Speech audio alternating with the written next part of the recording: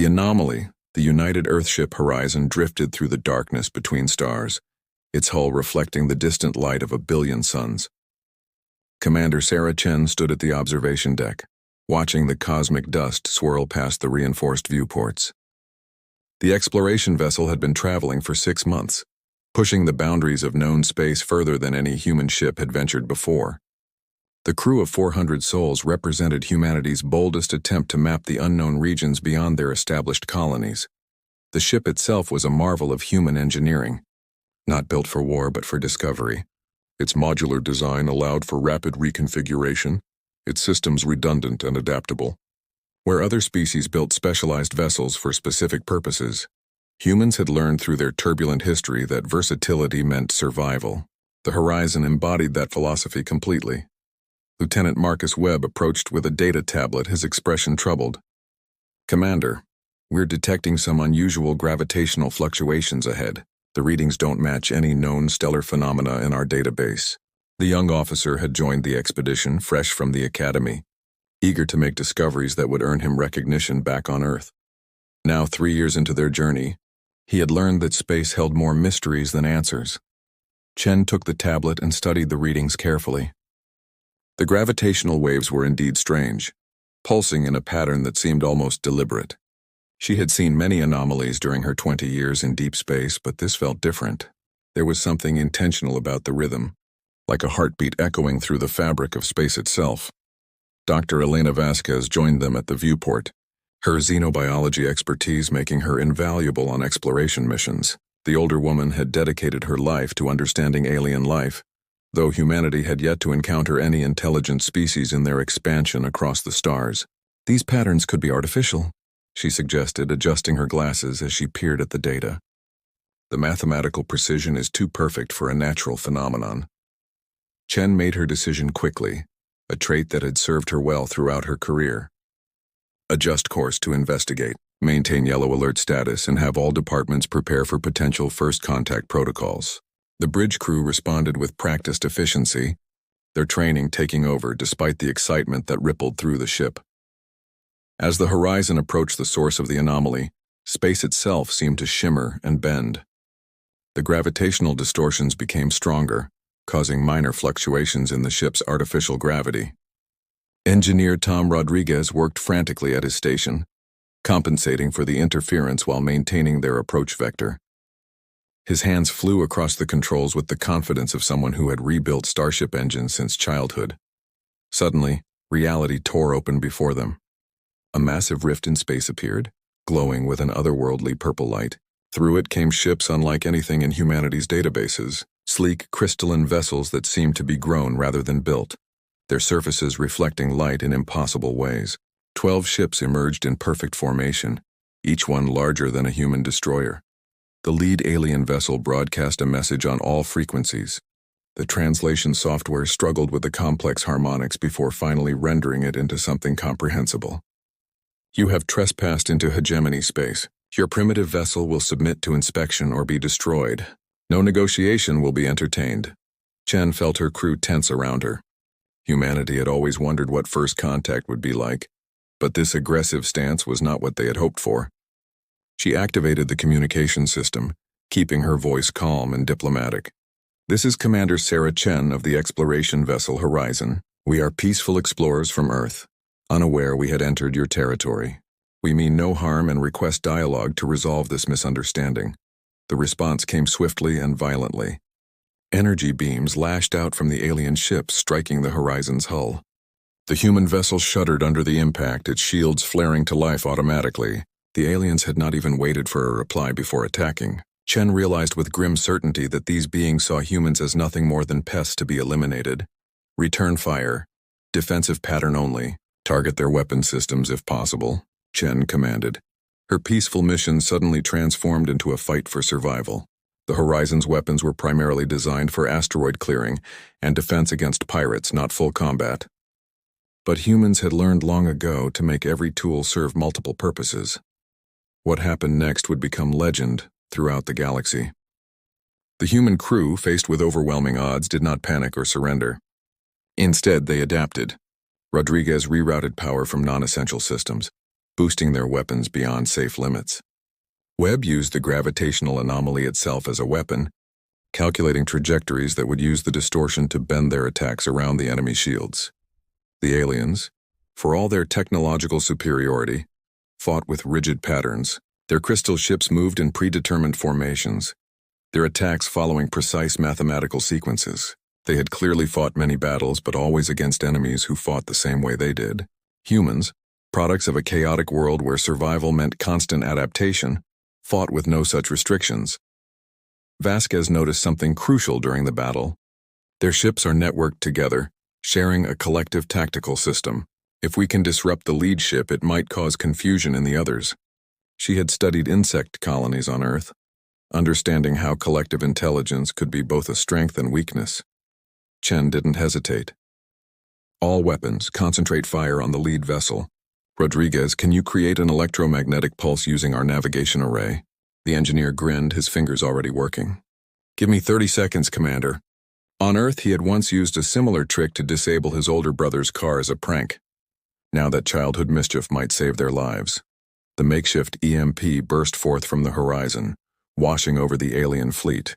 The crystal ships flickered and stuttered, their perfect formation breaking apart. In that moment of confusion, the human weapons found their marks. The lead ship's weapons array shattered like glass, sending fragments spinning into the void. The remaining alien ships pulled back, clearly unprepared for such unconventional tactics. They regrouped at a safe distance, no longer firing but maintaining a defensive posture. For long minutes, both sides waited, assessing each other across the vast emptiness of space. Then something unexpected happened. The gravitational anomaly pulsed again, stronger than before. A new signal emerged from it, ancient and powerful. Both human and alien ships detected it simultaneously. This was not a natural phenomenon or a weapon. This was a message, a beacon that had been waiting eons for someone to discover it. The alien commander finally spoke again, the tone noticeably different. Human vessel, you fight with chaos and cunning. This is unprecedented. We must reassess. The hegemony will convene to discuss your species. Do not approach our worlds, but know that you have earned something no other species has in 1,000 years. Our attention. As the alien fleet withdrew through their rift, Chen and her crew were left with more questions than answers.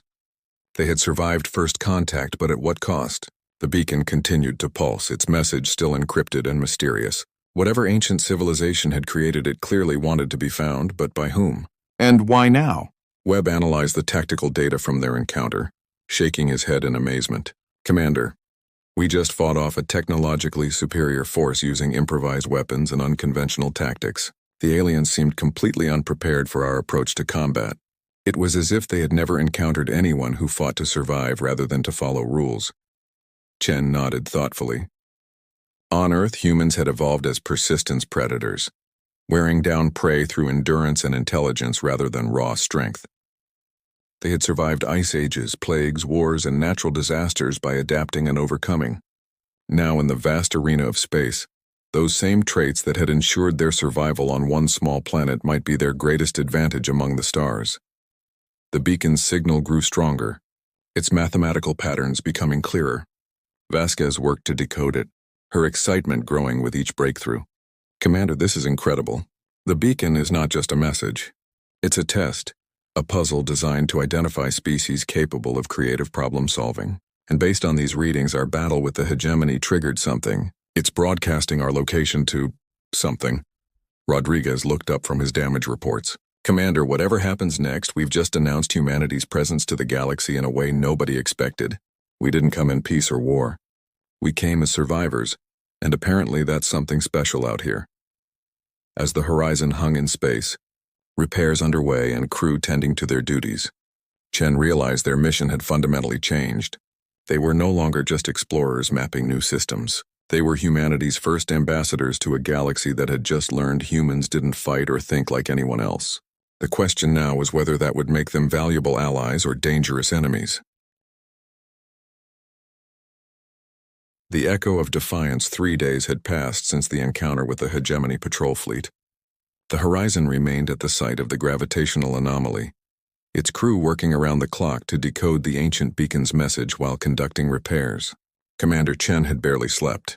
Coordinating with Earth Command, through quantum entanglement communications, while managing her crew's mixture of excitement and apprehension about what they had unleashed.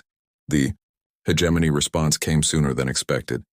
A massive fleet materialized at the edge of sensor range, 500 ships strong. But instead of attacking, they maintained their distance, watching and waiting. Admiral Korthax of the hegemony stood on his command vessel's bridge, studying the human ship with what passed for curiosity among his species.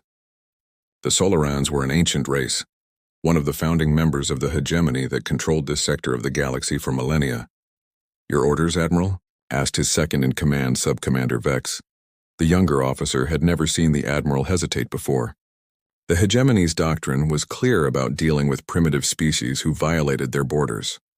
Yet here they waited, studying a single exploration vessel as if it were a predator rather than prey. Korthax's 4 eyes focused on different aspects of the tactical display simultaneously. The humans had done something unprecedented. They had not only survived an encounter with a hegemony patrol, but had forced them to retreat. In 5,000 years of expansion, no younger species had achieved such a feat.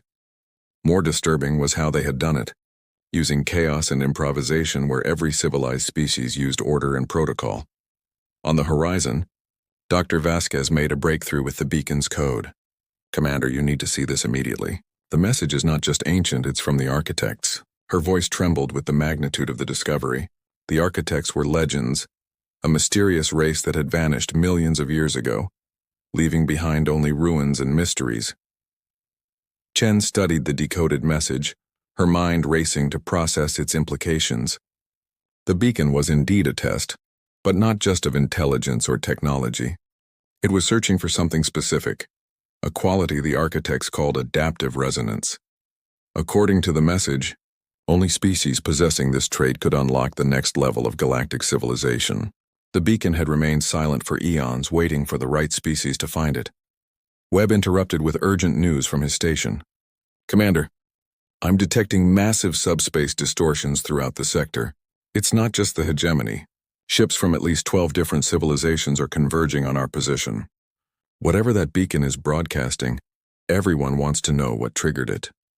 Rodriguez had managed to restore full power to all systems, but he knew the horizon couldn't fight off multiple fleets.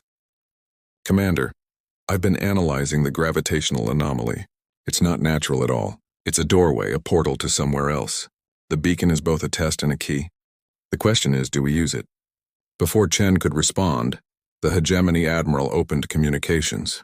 "Human Commander, I am Admiral Korthax of the hegemony Grand Fleet. We have observed your interaction with the architect beacon. No species has activated such a device in recorded history. We demand to know how you accomplished this." Chen chose her words carefully. "Admiral, we simply survived your attack using the tools and knowledge available to us. If that triggered the beacon, perhaps it was looking for survivors rather than conquerors. Humanity has no desire for conflict, but we will defend ourselves if necessary." Korthax's response revealed frustration. "You speak of survival as if it were a virtue. The hegemony has brought order to thousands of worlds, establishing peace through strength and uniformity. Your chaotic methods threaten that stability. Yet the architects, whose technology we have never been able to fully understand, chose you. This is deeply troubling." Vasquez had continued working on the beacon's data during the conversation. She suddenly gasped, drawing everyone's attention. "Commander, the beacon is providing coordinates and instructions. It's showing us how to activate the portal, but there's more. It's revealing information about the architects themselves. They didn't disappear. They evolved, transcending physical space, and they left this test to find species capable of joining them." The bridge fell silent as everyone absorbed this information. Humanity had spent centuries looking for intelligent life, only to discover they were being tested by beings that had moved beyond conventional existence. The other alien fleets were now close enough to monitor the conversation, all waiting to see what would happen next. A new voice entered the communication channel, melodious and strange. "This is Harmony Singer Zalara of the Celestine Collective. Humans, we have monitored your actions. Unlike the hegemony, we see potential in your adaptive nature. But activating the portal could unleash forces beyond any of our understanding. The choice you make will affect the entire galaxy." More voices joined the channel, each representing different civilizations with different perspectives. Some threatened, others pleaded, and still others offered alliances. The galaxy had suddenly become aware of humanity, and everyone wanted to influence what happened next. Chen realized that Earth's peaceful exploration mission had become the most important diplomatic event in galactic history. She made a decision that would define humanity's place in the cosmos. All civilizations listening, this is Commander Chen. Humanity does not seek to make this choice alone. The beacon responded to our methods, but the message it carries belongs to everyone. We propose sharing all data from the beacon freely, allowing each species to contribute their perspective. Perhaps together we can understand what the architects intended. The communication channels erupted in confusion. Such cooperation was unprecedented. The various species had always competed for resources and territory, forming alliances only when mutually beneficial. The concept of freely sharing potentially universe-changing information was as alien to them as their rigid thinking was to humans. Admiral Korthax spoke first. You would share power rather than seize it? This is not logical. The beacon chose your species, not ours. Why would you dilute that advantage? Chen smiled, though the alien couldn't see it. Because humanity learned long ago that diversity is strength. On our world, we discovered that different perspectives and approaches lead to better solutions. We survived not by all thinking the same way, but by combining our differences into something greater. Perhaps that's what the architects were really testing for. The beacon suddenly pulsed with brilliant light, reacting to Chen's words. New information flooded the Horizon's computers, too much for their systems to handle alone. But as the data streamed out to the assembled fleet, something remarkable happened. Each species' unique cognitive processes allowed them to understand different aspects of the message. The hegemony's logical minds decoded the mathematical frameworks. The Celestine Collective's intuitive nature revealed the artistic meanings. Other species contributed their own interpretations.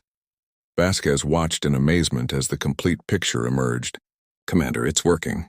Each species is like a different part of a vast neural network. Together we're understanding something none of us could grasp alone. The architects didn't want to find the strongest species or the smartest. They wanted to find the species that could unite the others. The portal began to activate, its purple light intensifying. Through it came not ships but a message, transmitted directly into the minds of every sentient being present. The architects spoke across the eons, their words both alien and familiar. You have passed the first test. The species that can inspire cooperation among diversity, that can adapt and survive without losing empathy. These are the shepherds of the next evolution. Humanity, you are the catalyst. Not through conquest, but through connection. The path forward is open, but it must be walked together. Admiral Korthax's massive ship moved closer to the horizon, weapons powered down. Human Commander Chen, the hegemony formally requests an alliance. We have much to learn from your species about adaptation and cooperation. Perhaps our order and your chaos can create something neither could achieve alone. One by one, the other civilizations added their voices to the alliance. The galaxy that had been divided by competition and mistrust was taking its first steps toward unity. All because humans had done what they did best. They had survived, adapted, and found a way to turn enemies into allies. Chen looked at her crew, seeing the same mixture of pride and humility in their faces. They had come to space as explorers and had become the bridges between civilizations. Rodriguez spoke what everyone was thinking. We did it by being human, not perfect, not superior, just human. And apparently, that's exactly what the universe needed. As the portal stabilized, offering a pathway to technologies and knowledge beyond imagination, the assembled fleets began to organize. There would be challenges ahead, conflicts to resolve and differences to reconcile, but for the first time in galactic history, they would face them together. Humanity had entered Imperial space as unknowns and had emerged as the unexpected unifiers of the galaxy. The void had whispered its challenge across space and time. Humanity had whispered back with something the galaxy had never heard before, hope for unity and diversity. The echo of their defiance against impossible odds had become a song of cooperation that would resonate through the cosmos for generations to come. The age of isolation was ending, and the age of galactic civilization, true civilization built on cooperation rather than domination, had begun.